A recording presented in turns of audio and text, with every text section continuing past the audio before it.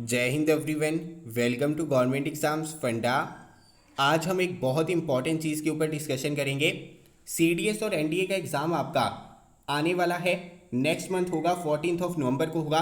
दोनों ही एग्ज़ाम आपके same date को होने जा रहे हैं। यहाँ पर ओएमआर शीट आपको कैसे फिल करनी है, इसकी राइट स्ट्रेटेजी क्या होनी चाहिए, क्या आपको साथ साथ में आंसर को मार्क करना चाहिए या फिर लास्ट में मार्क करना चाहिए, या फिर सही स्ट्रेटेजी क्या है, उसके बारे में मैं आपको बताऊंगा।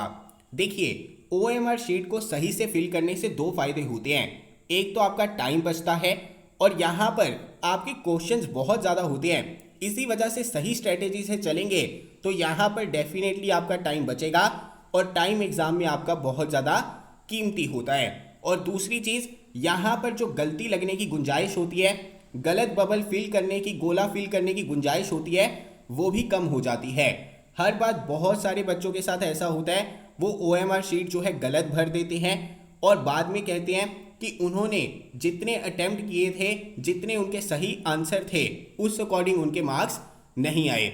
देखिए, यहाँ पर एक एक मार्क की कीमत होती है। इसी वजह से ओएमआर शीट को फिल करना आपको आना चाहिए, ताकि अपनी गलती की वजह से आपका एक भी मार्क जो है यहाँ पर कट नहीं होना चाहिए। तो चलिए शुरू करते हैं। शुरू करने से पहले मैं आप सभी को बधाई देना चाहता हूं। आज इंडियन एयरफोर्स डे है। सभी को मेरी तरफ से बधाई, पूरे देशवासियों को मेरी तरफ से बधाई, और जितने भी हमारे शूरवीर हैं डिफेंस फोर्सेस में, उन सभी को सैल्यूट। मैं चाहता हूं, आशा करता हूं कि आप सभी का भी सपना जल्दी पूरा हो और आप भी इसी तरह से हमारे देश की रक्षा करें। इसके अलावा मैं आप सभी को बताना चाहता हूं कि अगर आप सीडीएस की प्रेपरेशन कर रहे हैं, एयरफोर्स डे के मौके पर 25% ऑफ है। आज आप लोग ओटीए का कोर्स ज्वाइन कर सकते हैं, मैथ्स का कोर्स ज्वाइन कर सकते हैं। इस पे आपको 25% ऑफ मिलेगा। हमारी एप्लीकेशन के ऊपर कोर्सेज अवेलेबल हैं, लिंक आपको डिस्क्रिप्शन में मिल जाएगा। ये ऑफर जो है आज ही है आपका एयरफोर्स डे के मौके पर। तो चलिए शुरू करते हैं। ओएमआर शीट भरने के लिए एग्जाम में जनरली बच्चे जो है दो अप्रोचेस को फॉलो करते हैं। पहली अप्रोच रहती है 1 by 1 अप्रोच। एक क्वेश्चन को देखा, यहाँ पर उसे आपने ओएमआर शीट के ऊपर फिल कर दिया। दूसरे क्वेश्चन को देखा तो यहाँ पर ओएमआर शीट के ऊपर फिल कर दिया। तीसरे क्वेश्चन को देखा तो यहाँ पर ओएमआर शीट के ऊपर आपने फिल कर दिया। यानी एक अप्रोच तो आपकी ये होती है जिसे बच्चे फॉलो करते हैं। दूसरी अप्रोच आपकी होती है कि बबल्स को बहुत सारे बच्चे जो है लास्ट में भरते हैं। यानी पहले पेंसिल के साथ क्वेश्चन पेपर के ऊपर मार्क करना स्टार्ट कर देंगे और फिर लास्ट में जाके जो है ओएमआर शीट फिल करेंगे, बबल्स को फिल करेंगे। और मैं यहाँ पर आपको बताना चाहता हूँ कि ये दोनों ही अप्रोचेस जो है आपकी सही नहीं है। और यहाँ पर ये जो दूसरी वाली अप्रोच है, ये तो सरासर गलत है। अगर आप पूरा पेपर देख लेते हैं और यहाँ पर पेंसिल से मार्क करने के बाद ओएमआर शीट के ऊपर फिल करते हैं, इससे गलत अप्रोच तो आपकी कोई भी हो ही नहीं सकती। अभी जो आपकी 1 by 1 अप्रोच है, यहाँ पर भी आपकी कुछ खामियां हैं, गलतियां हैं। देखिए, पहला तो ये है कि 1 by 1 अप्रोच में आपका जो टाइम है ये ज़्यादा लगता है। सिर्फ आपका यहाँ पर टाइम ज़्यादा नहीं लगता, टाइम ज़्यादा लगने के साथ साथ कंसंट्रेशन का लैप्स भी होता है। और कंसंट्रेशन लैप्स होने की वजह से यहाँ पर आंसर गलत मार्क करने की प्रोबेबिलिटी भी बढ़ती है और क्वेश्चन को गलत रीड करने की प्रोबेबिलिटी भी बढ़ती है। आपने बहुत बार बच्चों को सुना होगा कहते हुए कि वहाँ पर स्टेटमेंट में कोई छोटा सा वर्ड था, उसे पढ़ ही नहीं पाया, मेरा ध्यान ही उसकी तरफ नहीं गया, जबकि मैं अपनी तरफ से पूरी कोशिश कर रहा था, मैं तो बहुत ध्यान से एक एक वर्ड पढ़ रहा था। लेकिन जो आपका माइंड होता है ना, ये इतनी जल्दी कंसंट्रेट नहीं कर पाता किसी चीज़ के ऊपर। इसी वजह से यहाँ पर कंसंट्रेशन का लैप्स जो है, अगर आप बार बार करेंगे, आपके पास 100 क्वेश्चंस आ रहे हैं, 120 क्वेश्चंस आ रहे हैं, अगर 1 by 1 अप्रोच फॉलो करते हैं तो यहाँ पर होता क्या है, आपने एक क्वेश्चन के ऊपर कंसंट्रेट किया, यहाँ पर इसका आपने आंसर फाइंड आउट किया और यहाँ पर इसे मार्क करने चले गए। जैसे ही आप मार्क करने चले गए, आपकी कंसंट्रेशन जो है यहाँ पर भंग हो चुकी है। अभी दोबारा जब अगले क्वेश्चन के ऊपर आएंगे तो यहाँ पर जीरो से फोकस करना होगा। लेकिन हर बार जीरो से फोकस कर पाना और उतने ही पावरफुल तरीके से कंसंट्रेट कर पाना हमारे लिए इतना ज़्यादा आसान नहीं रहता है। इसी वजह से हम कई बार जो है छोटी छोटी स्टेटमेंट के छोटे छोटे वर्ड्स को पकड़ नहीं पाते। जिसकी वजह से हमें गलतियां लगती हैं। हमारे सामने आंसर होता है लेकिन हमें पता नहीं लगता, हम कई बार रिकॉल नहीं कर पाते। इसी वजह से माइंड को ऑन ऑफ नहीं करना है बार बार। अगर आपके घर में कोई स्विच होता है, आप उसे बार बार ऑन ऑफ करते हैं तो वो खराब हो जाता है ना। इसी तरह से यहाँ पर आपका क्या है, माइंड है। अभी बात ये आती है कि 1 by 1 अप्रोच आपकी गलत इस वजह से है कि यहाँ पर कंसंट्रेशन का लैप्स होता है। दूसरी चीज, यहाँ पर टाइम आपको ज़्यादा लगता है क्योंकि पहले आपका ध्यान यहाँ पर है, फिर यहाँ पर है, फिर दोबारा से यहाँ पर है, फिर दोबारा से यहाँ पर है।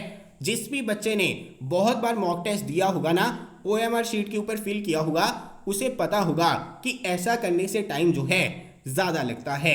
मैं अपने एक्सपीरियंस के साथ बता रहा हूँ कि ये दोनों अप्रोचेज जो हैं गलत हैं। अगर आपको सही अप्रोच देखनी है तो वो इन दोनों का मिक्सचर है। कैसे? अगर आप यूपीएससी का एग्जाम देने जाते हैं तो यहाँ पर आपका एक पेज होगा, एक पेज के ऊपर आपके क्वेश्चन वेरी कर सकते हैं। यहाँ पर 5 से 10 क्वेश्चन यानी कि अलग अलग नंबर क्वेश्चंस का हो सकता है एक पेज के ऊपर। अभी एक पेज के ऊपर आपके जितने भी क्वेश्चंस होते हैं ना, पहले आप उन्हें सॉल्व करिए, उसके बाद में इन्हें OMR शीट के ऊपर फिल करिए, एक साथ फिल कर दीजिए। अगर यहाँ पर 5 क्वेश्चन है तो 5 को कर दीजिए, 10 क्वेश्चन है तो 10 को कर दीजिए।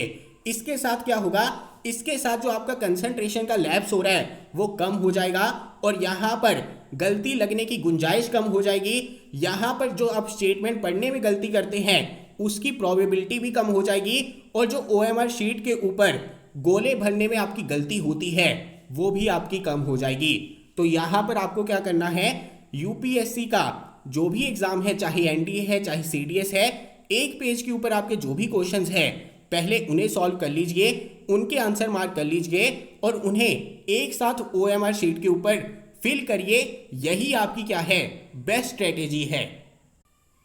ये जो आपकी बातें होती हैं ना, बहुत ज़्यादा छोटी छोटी लगती हैं, लेकिन इन बातों की इम्पोर्टेंस जो है एग्ज़ाम में बहुत ज़्यादा है। 2 बच्चे अगर सेम तैयारी करके भी जाएंगे ना, सेम पढ़ के भी जाएंगे तो भी उनके मार्क्स अलग अलग आएंगे। रीज़न बीइंग कि यहाँ पर पेपर को अप्रोच कैसे करना है, कैसे उनका माइंडसेट है, क्या स्ट्रेटेजी है, वो बहुत ज़्यादा मैटर करती है। जैसा कि मैंने आपको बता दिया है अपने एक्सपीरियंस के साथ कि जो भी बच्चा 1 by 1 अप्रोच को फॉलो करता है, यहाँ पर गलतियाँ लगने की गुंजाइश ज़्यादा है, यहाँ पर कंसंट्रेशन का लैप्स ज़्यादा है और यहाँ पर गोले फिल करने में टाइम जो है आपका ज़्यादा लगता है। तो ध्यान में रखना, क्या आपको अप्रोच फॉलो करनी है। अगर आपको पहली रीडिंग के अंदर क्वेश्चंस नहीं आते हैं या फिर आपने पहले पेज के ऊपर देखे कि आपके 10 क्वेश्चंस हैं, आपको 10 में से 5 आते हैं जिनकी कंफर्मेशन है, सिर्फ उन्हें OMR शीट के ऊपर फिल करिए। जिनके बारे में कंफर्म नहीं है उन्हें उतनी देर के लिए छोड़ दीजिए, स्किप कर दीजिए। जब आप सेकंड रीडिंग करेंगे, दोबारा क्वेश्चन पेपर को पढ़ेंगे, तब उन क्वेश्चंस को एनालाइज कर लेना। और जब आप दूसरी बार क्वेश्चन पेपर के ऊपर आते हैं, सेकंड रीडिंग में आते हैं, आपने एक बार पूरा क्वेश्चन पेपर गो थ्रू कर लिया है, आपके पास 100 क्वेश्चन थे, 100 में से आपने 30 कर लिए हैं, 40 क्वेश्चन कर लिए हैं, उसके बाद में आपको दोबारा कोई क्वेश्चन करना है, तब आप 1 by 1 अप्रोच को फॉलो कर सकते हैं। आपने कोई क्वेश्चन देखा, उसे साथ में ही मार्क कर दीजिए। लेकिन नॉर्मली आपको क्या करना है, 1 by 1 अप्रोच को फॉलो नहीं करना है और यहाँ पर जो दूसरे वाली अप्रोच है इसे तो कभी भी फॉलो नहीं करना है, क्योंकि लास्ट में आपका क्या होगा, टाइम कम बचेगा, इन्विजिलेटर आपसे OMR शीट ले लेगा, आपने गोले भरे नहीं होंगे और यहाँ पर आपका अटेम्प्ट जो है खराब हो जाएगा। तो ये गलती आपको कभी भी नहीं करनी है। आशा करता हूं कि आप सभी को समझ में आ गया होगा कि OMR शीट कैसे भरनी है। अगर आपको कोई भी दिक्कत है, जब भी आप मॉक टेस्ट देंगे एनडीए का या फिर सीडीएस का, मॉक टेस्ट देते हुए एक OMR शीट जो है डाउनलोड कर लीजिए, उसका प्रिंट ले लीजिए और घर में भी जब आप मॉक टेस्ट देते हैं तो OMR शीट के ऊपर उसे फिल करना स्टार्ट कर दीजिए। आपको अपनी स्ट्रेटेजी के बारे में पता चल जाएगा, आपको टाइम के बारे में पता चल जाएगा, आपको पता चल जाएगा कि कहाँ पर इम्प्रूवमेंट की ज़रूरत है। तो चलिए मिलता हूँ अगली वीडियो के साथ। अगर आपको किसी और टॉपिक के ऊपर वीडियो चाहिए जिसे मैंने अभी तक टच नहीं किया है तो नीचे कमेंट बॉक्स में बता देना, उसके ऊपर भी मैं वीडियो बना दूंगा। मिलूंगा अगली वीडियो के साथ। जय हिंद।